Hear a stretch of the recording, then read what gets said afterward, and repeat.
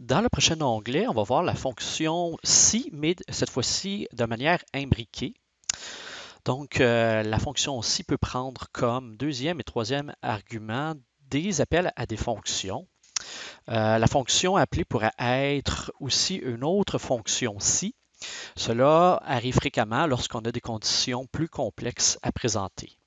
Comme par exemple ici, selon le nombre d'années de service, les employés syndiqués ont le droit à soit 25 jours de congé après 15 ans de service, ou 20 jours de congé après 10 ans de service, ou 10 jours de congé en bas de 10 ans de service. Et si les employés sont autres que syndiqués, ils ont droit seulement à 5 jours de congé. Donc, si on regarde un petit peu à la manière dont on va faire notre formule, donc ici, on a le début de notre fonction si. Et en premier argument, on a si A1 est égal à syndiqué, on va faire la deuxième partie si c'est vrai. Si c'est faux, on va retourner 5. Donc, s'ils ne sont pas syndiqués, on va retourner 5 jours de congé. Si c'est vrai, à ce moment-là, on a un autre si qui est représenté par les accolades ici.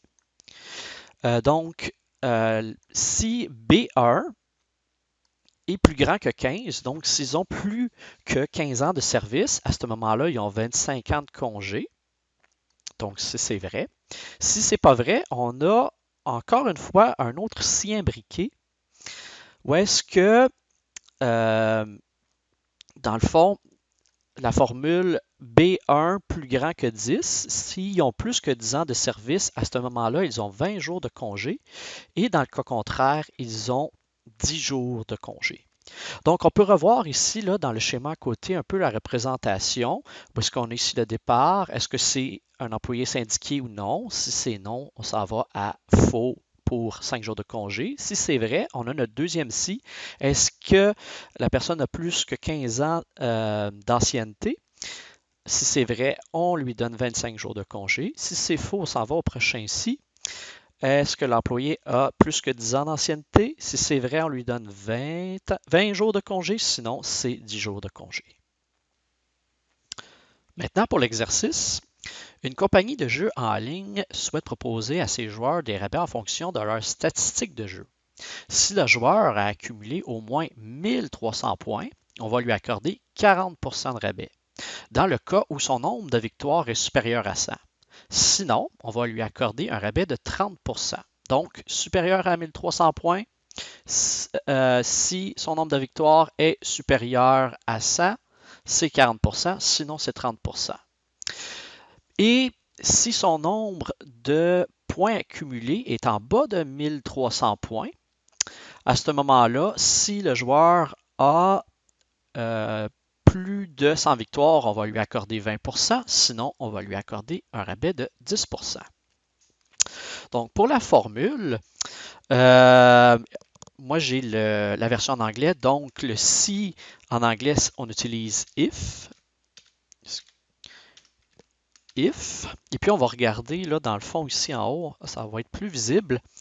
Notre test logique, donc le nombre de points, si il est supérieur ou égal, parce que c'est le joueur a au moins 1300 points, donc 1300, virgule ou point virgule si vous êtes en français.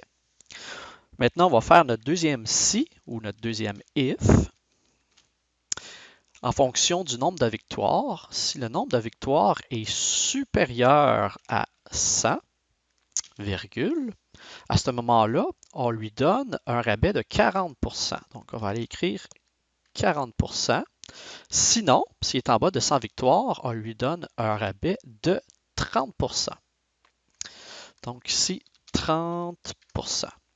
Donc, on a fini ce if-là qui correspond à la portion de code, dans le fond, à exécuter si notre première condition est vraie.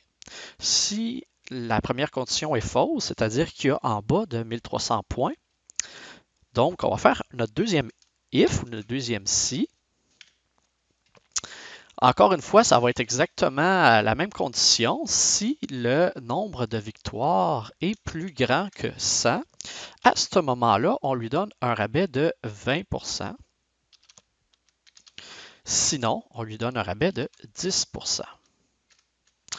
Alors là, on ferme la parenthèse de notre if dans la section exécuter si c'est le premier test est faux.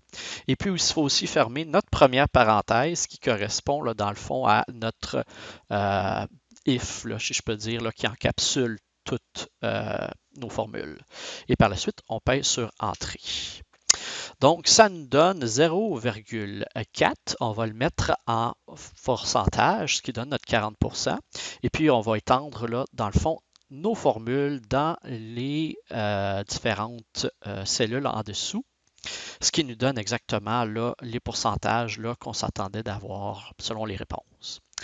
Et puis, encore une fois, si vous voulez voir là, les solutions, vous pouvez faire afficher les lignes entre les lignes 38 et 40, donc bouton de droite, on hide ou afficher, et puis vous avez la formule avec l'ici.